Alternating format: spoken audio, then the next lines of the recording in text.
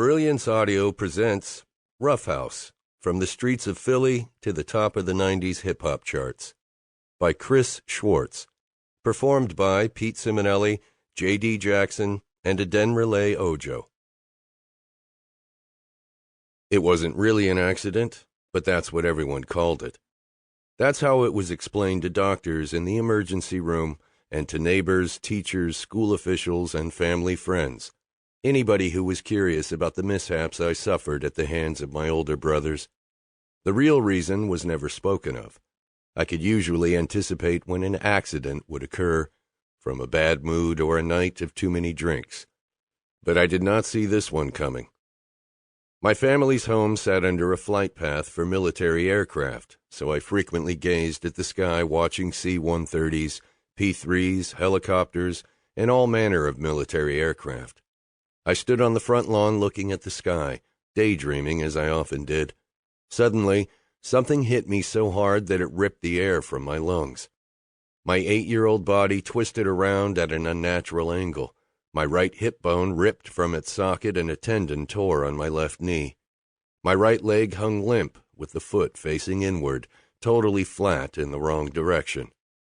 My left knee swelled to the size of a softball. My head hit the ground so hard, the world looked like a grainy Super 8 with no sound. I looked up to see my brother, John, standing over me, legs spread with one foot on each side of my prone body, yelling something unintelligible.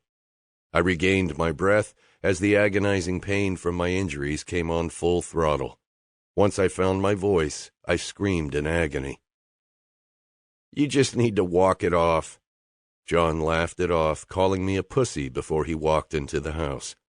I screamed at the top of my lungs at my parents' bedroom window, just above us, hoping to get my mother's attention.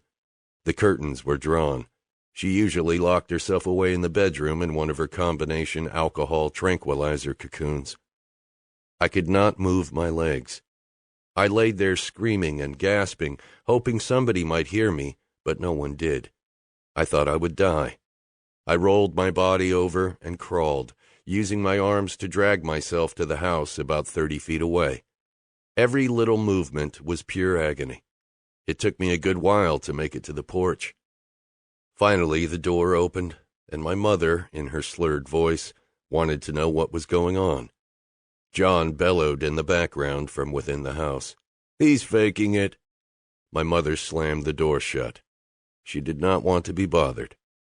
I laid there half on the porch and half on the front walk for what seemed an eternity. Finally, a car pulled in our driveway. It was my father returning from being on the road all day, visiting retail furniture accounts. As he came upon me, the front door opened, and John said sheepishly, "We were playing football." My leg lay twisted, and I had pissed my pants. That's all my father needed to see. He carried me to the back seat of his car and drove to the emergency room. I vomited all over myself. A nurse asked me to take deep breaths, but my head exploded every time I looked at a fluorescent light.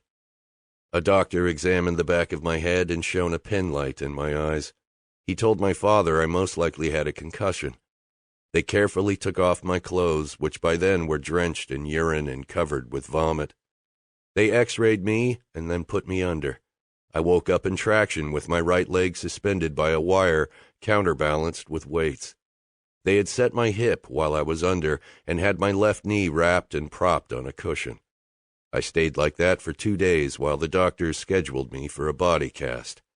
The application of the cast was as painful as the tackle.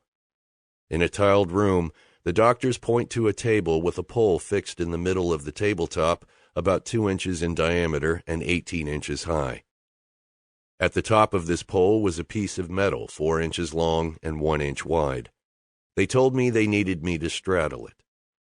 About 6 or 7 people, nurses, doctors, and orderlies, lifted me from my bed to the table and placed me on this piece of metal while they supported my legs, arms, and head. The doctors first wrapped me from the neck down in cotton gauze like a mummy.